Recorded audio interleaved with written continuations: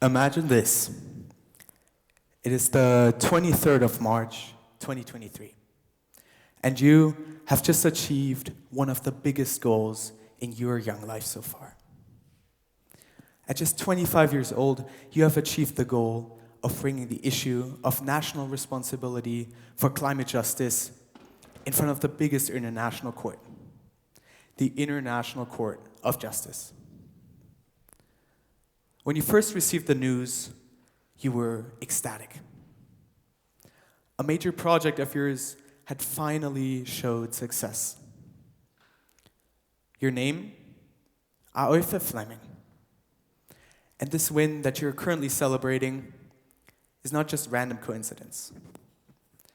It is the result of years of hard work and dedication. Long years. Years during which giving up would have been easy. But giving up, that's just not you. But where does this courage actually come from? This endurance and strong will with which you have pursued this goal of yours?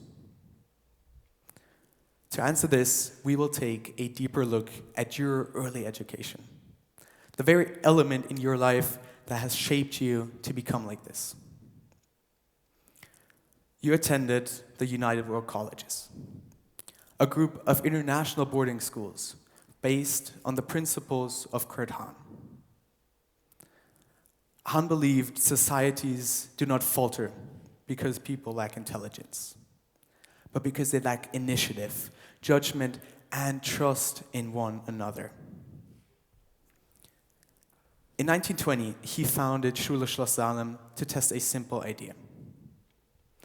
If young students are trusted with responsibility early on, they will grow into adults who can carry it. From this emerged the 7 laws of Salem. Self-discovery, learning through success and failure, service to a common cause, time for reflection and silence, imagination, restraint in competition, and freedom from the false comfort of privilege. These were not lofty ideals, they were principles meant to be lived. Modern psychology now supports what Hahn discovered over 100 years ago. Research on self-efficacy shows that confidence does not come primarily from encouragement or praise.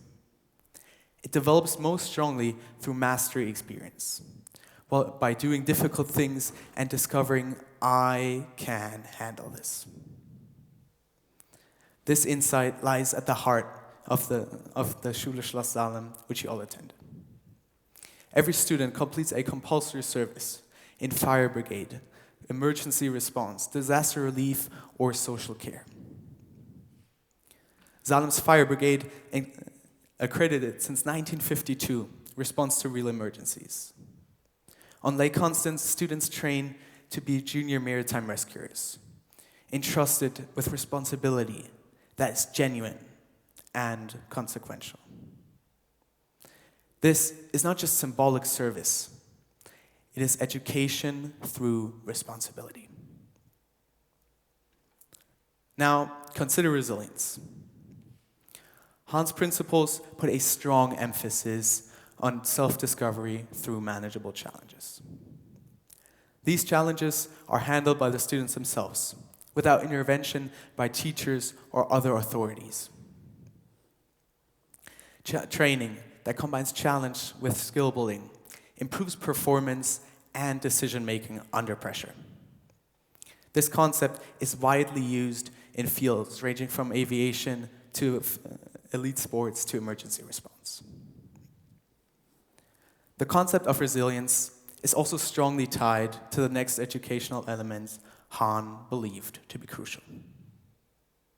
During World War II, he founded Outward Bound, after learning that young merchant sailors often died at sea following U-boat attacks. Not because they lacked technical skill, but because they lacked endurance, judgment, and trust in one another. Rather simple skills that become crucial in survival situations. With Outward Bound, he wanted to change this by not relying on short-term training, but rather early education, teaching students these skills in outdoor environments. But does this kind of education actually work? Science suggests it does. Long-term research shows that students who participate early on in structured, meaningful service are more likely to remain engaged in volunteering and civic life as adults. Large-scale educational research links these concepts to increased levels of ethical reasoning, intercultural understanding, and global responsibility. This also lies at the heart of the United World Colleges, which ultimately brings us back to Oife Fleming. Oife did not suddenly decide to challenge international law. She had been shaped in environments where responsibility was expected, courage practiced, and where students learned that systems can and should be improved. Her leadership at the ICJ is not an outlier. It is the predictable result of an educational design aligned with what we know about how students grow into responsibility. We live in a time that asks much of the next generation. It requires people who can act under pressure, work across difference, and take on responsibility for a world they did not create. Over 100 years ago, the Salem laws anticipated this need, focusing on creating environments in which responsibility became normal and where courage became practiced. But the main reason why the Salem laws work so well is that when students are trusted early on, they do not wait to be led. They learn how to lead. So today, I want to encourage you to reflect on your own life and ask yourselves, what can I do to be a leader in this world? How can I advocate for others? And how can I bring about change? Thank you very much.